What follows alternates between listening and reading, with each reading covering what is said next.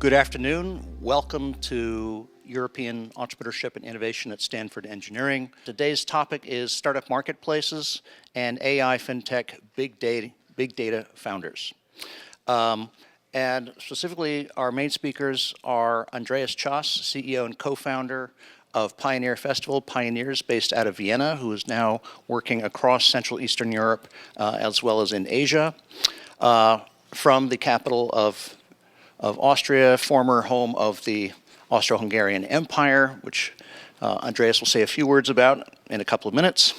And then our initial speaker will be Nuno Sebastião, CEO, co-founder of FeedsEye, a very interesting AI-based fintech, big data, fraud detection and mitigation startup out of Coimbra, Portugal, with operations here in San Francisco. Now we're moving from the west coast of Europe, Atlantic, to Austria, to Vienna, with Andreas Tschas. So I met Andreas in Altbach in the Austrian Alps in September, in this beautiful, idyllic environment with cowbells, pastures, and Pioneers Festival has gained tremendous amount of traction in Vienna in the last couple of years, but has gone way beyond Vienna to include Central Eastern Europe, but also now moving into Asia and other parts of the world. So Andreas, thank you for coming all the way from Vienna. It's a delight to have you here. Welcome, Andreas Tschas, please. Thank you, Burton. Do you need that? Okay. So, welcome from my side, Burton. Thank you very much for having me. Actually, I'm going to talk a little bit about my company today. I also would like to talk about the startup ecosystem in Central and Eastern Europe and what we have to do with this and what is kind of our part in the growth of the startup ecosystem. Yeah, Vienna is the most livable city in the world now for quite some time. It has been awarded for the most livable city, so that's a positive thing. But Vienna is not really known for a thriving, active startup or innovation ecosystem yet. So what I'm showing here is some facts from the ecosystem in 2009. And here I'm not just talking about Vienna, but about the CE region. As you can see, startups at that time launched, for example, an app in Germany, in Austria, with a population of 8 million people. That doesn't make any sense. So the market was too small for the startups. And there was not this international thinking. So they didn't have that at that time. Talent, so that the talented people were rather preferring working for corporates. There were just a few funds that were available for startups. There was not really a support for the community. The government, and this is still a problem, is not really understanding why entrepreneurship, why an active startup ecosystem is so important for a country. Education, what we see in Central and Eastern Europe is there's no entrepreneurial aspiration. So at that time, now it changed a little bit, but I will come back to that later. Universities are still teaching very theoretically. You don't really learn that much like practical knowledge, how to start your own company. That's missing. And at that time, definitely, we had no culture of failure. So if you failed, you kind of didn't get a second chance. That was in 2009. At that time, I was studying at the Vienna University of Economics and Business. And it was quite common that you start to work for a multinational company after finishing university. For me, I thought a lot about what do I want to do after university? What is driving me? And for me, I had a hard time. It was pretty depressing. If you open the newspaper every day, you see all these problems, these challenges that we are facing. And this is why I said, I want to do something around that. I want to have an impact. And at that time, I found out that on the one hand, we have all these challenges, but on the other hand, we as humans are more empowered than ever before. We have access to information. We have a supercomputer in our pocket. We have 3D printers. We have 3D printers that are printing houses. We can reach millions in seconds. And all of this adds up to the fact that one individual nowadays can change a whole industry. And this guy is not just changing one industry. I'm pretty sure I don't have to name him. He's changing 3 industries at the moment: the energy sector, the aerospace sector, and the transportation sector. So Elon Musk definitely was a true pioneer. So what we see as a pioneer, and he inspired us to come up with our vision in the beginning, where we said, we want to make people pioneer. We want to inspire people around technology. We want to show them what's possible, and we want to help them to succeed on a global level. This is when we started. As I said, in 2009, the startup ecosystem was pretty small. This is kind of our founding picture. So we threw our first event. Altogether, we had 40 people. 12 were from our team. So we had 28 participants. Still, we had some pretty cool companies there. We had Runtastic there, who recently had an exit of 220 million, one of the biggest exits in Austria. And this first event showed us that we can have an impact. We can support startups. And since then, we became a crucial point in the global startup ecosystem. What you can see here is our Pioneers Festival. And what we did since then is we gave a stage to tremendous ideas. We gave a stage to tremendous pioneers. What you see here is a startup called Exobionics. Probably many of you know them. They also have an office here in San Francisco. What they do is they created a device or an exoskeleton which helps people that are sitting in the wheelchair to walk again. Or this young gentleman here, Easton LaChapelle, a friend of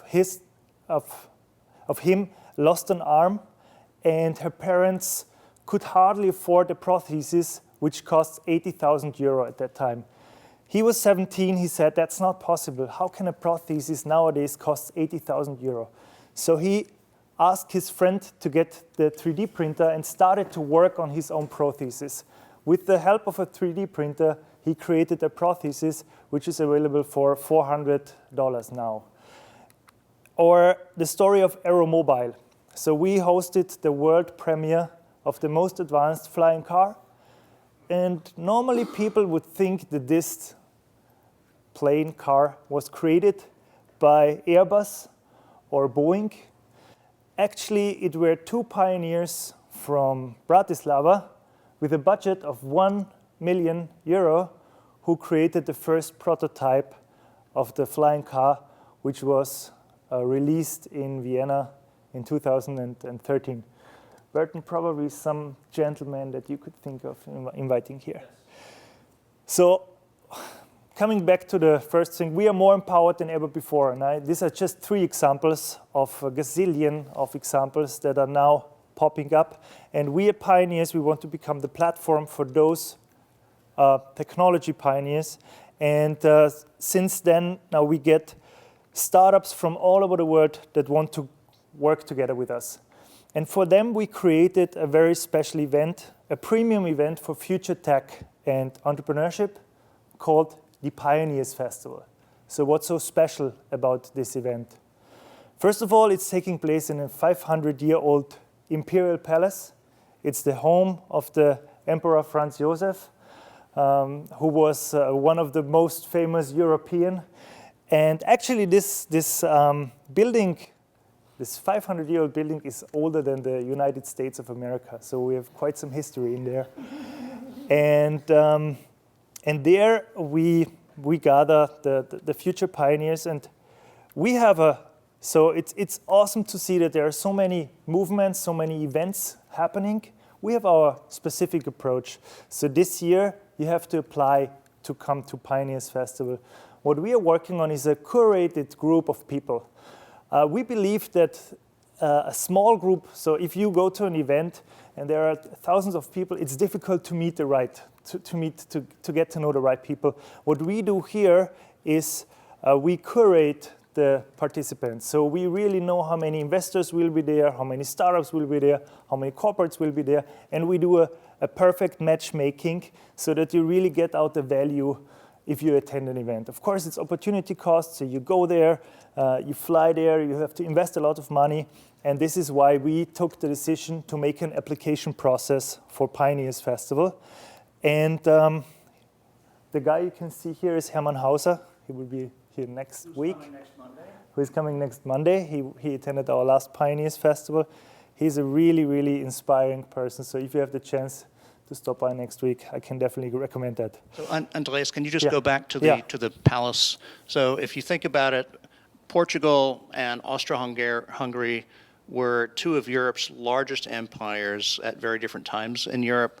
Both of them are now turning in a big way to entrepreneurship. And so culturally, politically, this is a huge shift for these countries. Absolutely, yeah. So that's one special thing. So invitation only. And then, as a matter of fact, we had 150,000 viewers on the live stream. So as not that many people can apply, we also want to deliver this via the live stream. And we will have, this year, we will have Tim Draper with us, Manoj Bagavi will be with us, the CEO of Hyperloop Transportation Technology, Dirk, will be with us, and of course many, many more. But it's not just about the speakers, it's of course about the people that you meet there. So when you are accepted for Pioneers Festival, you will get a list of participants or startups that you have to meet, that you get most out of the event. What's also special, we are focusing on 7 ecosystems, ranging from financial services to life science and agriculture. These are the ecosystems where we believe they will have the biggest impact on humanity in the next couple of years. So we are focusing on that. And it's also special for Pioneers Festival is there are no startup tickets available. So startups can't buy a ticket. So in the first step, we would think, oh, it's crazy, it's an event for startups, so why can't they buy a ticket? Actually, they don't have to pay for the ticket at Pioneers Festival. They are invited, but we are just choosing 500. So they have to apply, and the best 500 startups out of all the applications that we get can apply, and no other startups. This is how we want to increase the quality for investors. This is how we want to increase the quality for corporates. And we're working together with a lot of common accelerator programs, incubators with 500 startups, Axel.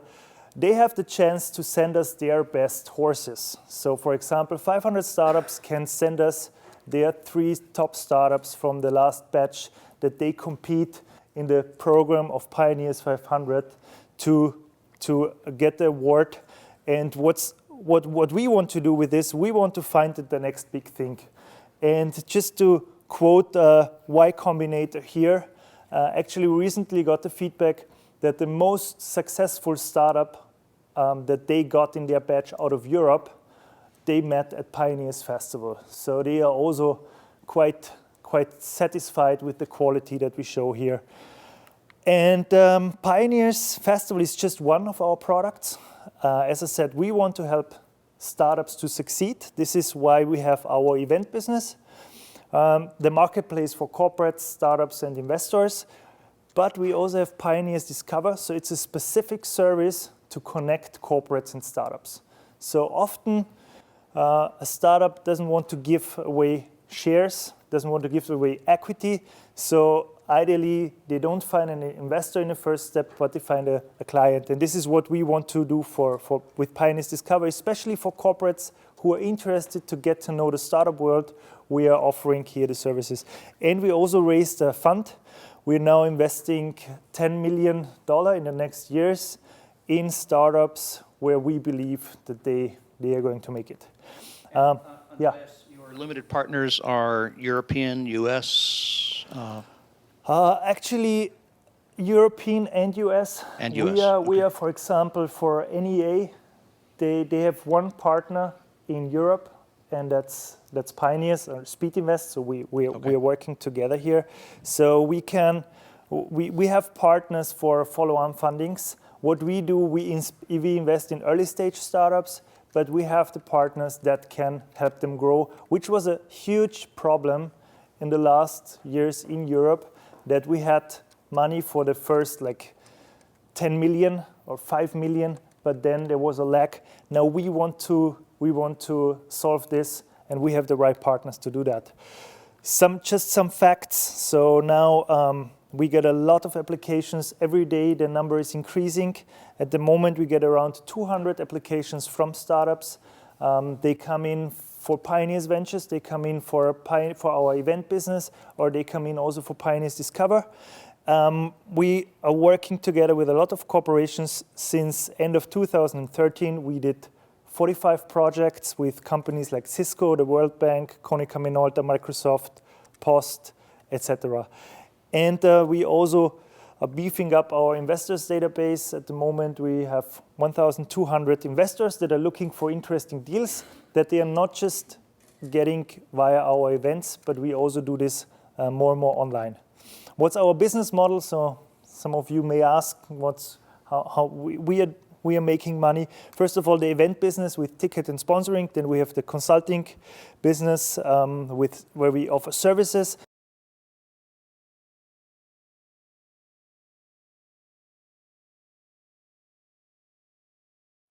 So now, 2009 to 2016, we still have a lot to do in Central and Eastern Europe. There are still like the good thing about the region is that we have a lot of really vibrant startup ecosystems. So what I believe the biggest asset of the Silicon Valley is not the money that's here, but it's really the knowledge that's here. And this is why it's so important that every city has an active startup ecosystem where people share their knowledge, where people share their war stories, where people share their connections. And this is what's getting better and better. And we also see a lot of talent. If you take the Czech Republic, there's a lot of tech talent. Also Slovakia, Hungary, Romania, of course. So we see a lot of tech talent there. Then the funding, it's getting better and better. So we're still struggling with Series A, Series B fundings in this region, but it's getting better and better. So where we still see improvements is that the government in these regions understand how important it is that we have a vibrant and active startup community. This is where we still doing a lot of educational work, and also with universities. So we unfortunately don't have courses like that yet in Austria, or too few. But I can say it's going into the right direction if we see what happened in the last 7 years. So I'm really looking forward to the next steps. What we are now also working on is, of course, it's important to be connected with the Silicon Valley. This is also why I'm here, having a lot of meetings. But what we are now working on is building the bridge towards Asia. So we want to make Vienna, in the heart of Europe, as the landing platform for Asian startups to come to Europe. And this is one reason why we started Pioneers Asia together with Nikkei. Nikkei is the biggest financial newspaper in the world. They recently bought the Financial Times, so they are our partner there. And it's really going well. So if you have a chance to visit Tokyo, it's cherry blossoming around the time, 23rd of March. Would be great to see you there. And if not Tokyo, then of course we would love to see you at Pioneers Festival in Vienna, in our Imperial Palace. So in the most livable city in the world, it's definitely worth to visit it. And the registration is still open, so you still can apply for a ticket. And I'm pretty sure that many of you will have the qualification to pass that through as you're sitting here, as you're interested in entrepreneurship. Yeah, so that's basically it. One last sentence. Pioneering is an attitude of life. This is what we are living. This is what you are living. And thank you very much for your attention. So that's a really exciting and inspiring vision. Austria, Asia, the world. So I think one of the important background lessons from these two talks, referring to Web Summit coming into Lisbon, Pioneer Festival in Vienna, is that startup conferences can become very important platforms for building ecosystems, for bringing startups and investors together, and now also startups and corporations. Yes. Let's see, questions? Yes, Barbara. Thank you for the talk. I represent the Slovak Republic, so I was delighted that you showed the flying aeromobile. And we would love to have them here, except they don't have a model that they can bring in a suitcase. Yeah, we tried to ship it to Asia. I want to encourage you to continue doing what you're doing. It sounds like the idea of a curated kind of program is really smart, and I think your inroads in Asia will be good. I would be interested to learn more about the exits and make sure that you are doing that bridging activity in terms of the financing, because I think there's a real market for that. Yeah, absolutely. I just can agree. Yeah. So, Andreas, are you working with local investment banks, M&A groups, corporates to try to increase the level of M&A to mid-sized and large-sized companies in Europe? That's really tough. That's a big problem. So a lot of corporates are now thinking how to react to what is happening now. Many of them started accelerator programs.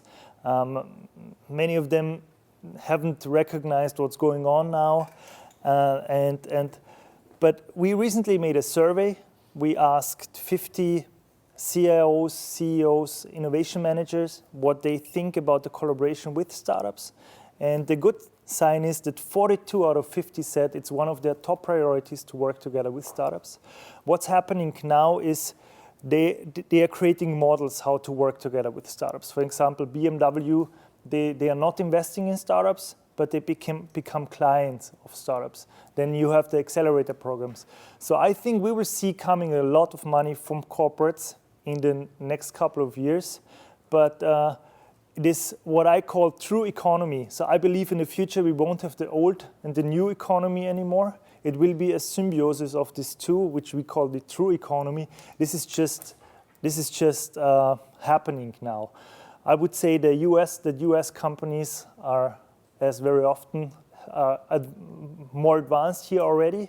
For example, in Tokyo, there's a lot of they are way behind the schedule. So, but bottom line is, I think there will be a lot of money coming from corporates.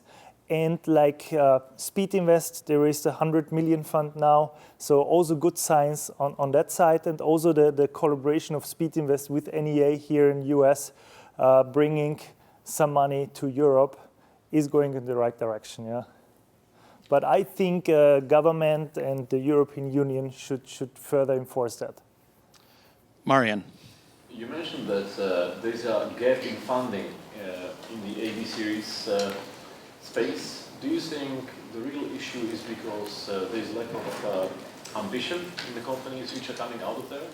Or it's just simply too far for VC companies out of other countries or the US to come in and fund those companies? I would say the money is missing. It's not enough. There are not enough resources put into that. It's not seen as a top priority yet. As I said, it's changing now. But if you want to raise a Series B round or Series A, it's also difficult. You can do it probably in London, but you don't have that many other chances in Europe at the moment. So you have to come to the US to raise it here. But that should not happen. So we need more funds. We need more experience. I think this is also one thing. So as I said already, here in the US is a lot of experience to invest money, to invest smart money. And there are a lot of funds here available. Yeah. Question here. My name is Radoslav. I am from Ukraine. So we have we are in a similar situation. We have a very narrow market, internal market. And how do you see trend in Slovak or Austria? Is there more startups going globally, or is there any chances there would be a lot of startups for internal market? For European or local market? I mean local market. Yeah, I think if you are working on a startup, which which is a scalable business, you need to think of a huge market. You need to think of. So I enforce people to think rather global than local. Of course, it's depending on the product that you are creating. But for example, if you are working on a software as a service model, you should not focus. In Austria, it wouldn't make sense to focus on the Austrian market because it's way too small. If it's a huge market like Russia, for example, it would make sense. Or here in the US, I think this is startups here in the US can first of all focus on their market because it's big enough. There are a lot of potential clients. Though then they have a problem in internationalization. I think one strength of European startups is often that they are used to internationalize their product in a very early stage. So what we encourage startups is to think international, to think global. Nuno, can we ask you to come back up here? Yes, sir. One follow-up questions to that. Do you think like because we have problems to Series A and B, when startups move to the US, their focus changes from the European market to the US market due to the investors are more, they want to then focus on this bigger market? Or do they see them come here to raise the money but keep your focus on Eastern Europe? No, I think they are not coming here to focus on the. So, of course, you can never know. But I think in most of the cases they are coming here to raise money, but to keep their focus on the market that they are already working on, because it wouldn't make sense that you are already developing a market and then shift to another market. Does this answer your question? Well, I'm going to disagree with you a little bit here. I think one of the important reason that startups come here, it's not just venture capital, it's to connect to early adopters in the US market, consumers and enterprises.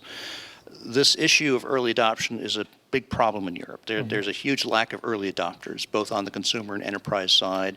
You know, we see this in the mid-sized family-owned companies, for example, across Europe, that generally tend to be quite conservative in procurement, especially from new unknown companies, also the big firms. So the companies I see out of Europe, many of them are coming here to open up sales and marketing offices, not just to continue focusing on their local European market, but to really begin getting early traction here in the US, and then often going back to Europe with a stronger sales and marketing base and funding. Yeah. What I rather meant is that they are not stop selling in Europe. Stop. Yes. Of course, also develop the market here, but not stop to sell where they are already based. Yeah. I mean, even that I would challenge. I mean, fintech, I mean, it's in general a very conservative type of environment in Europe. I mean, banks have been around for 200 years, 150 years.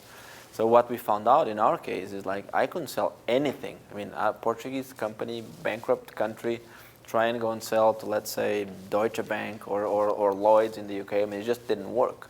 I mean, we couldn't pass their procurement processes. I mean, they were not prepared to work with companies that had 10 guys and no revenue.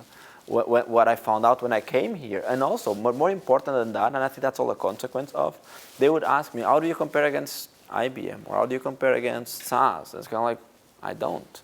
I mean, yeah, technically speaking, we can, but I don't. I mean, they are large organizations. I'm a tiny little company. And what I found out here is that there's really a lot of early adopters. And we found out that all of these financial institutions, they have offices around here. All of them are here. And it's not offices kind of like to pretend or to say that they're cool and that they're innovators. They're really scouting out there for the best technologies that can give them an edge. And what I found out is that once you get one, then kind of like everything else falls into place. And then it's so easy to build a strong base here that then you go to Europe and we say, yeah, we're still a small company, but look at my clients, look at my investors. I have some of the largest technology companies as investors, some of the large fintechs. No, I don't pass any of your procurement. I don't have 3 years of a balance sheet to show you. I mean, they ask you for, give me 3 years of a balance sheet. It's like, well, I don't have it. I'm sorry. And but then it becomes easier. But still, I mean, it's a lot harder in Europe in my mind. We have time for one more question. Yes. Hi, I have a question for you, Nono. If you think about how you got to your first early adopters, was it a plan? Did you go through them? Did you select them? Was it by chance? It was funny. So it was the same as my first investors here, right? I pretty much knocked on all doors, and some of them opened. So I mean, it's very pretty much physically. So I mean, I was so frustrated when I first came here at the beginning. In terms of, I mean, I spoke with all of the investors. I mean, people would keep me waiting. People, I mean, all sorts of different. Because I mean, I was coming from Portugal. I mean, that's not what you. So, but a few of them, they listened and they look at the pedigree of the people. They were able to separate. So they listened and they said, okay, fine, I'll give you a shot. And what they did very smartly, some of these investors, they did not give me money immediately. They told me, go and speak with this guy, I mean, Matt Oko. He was instrumental for us because he was the guy that then put us in contact with Capital One that then gave us, let's say, okay, fine, I'm going to throw a couple $100K at you.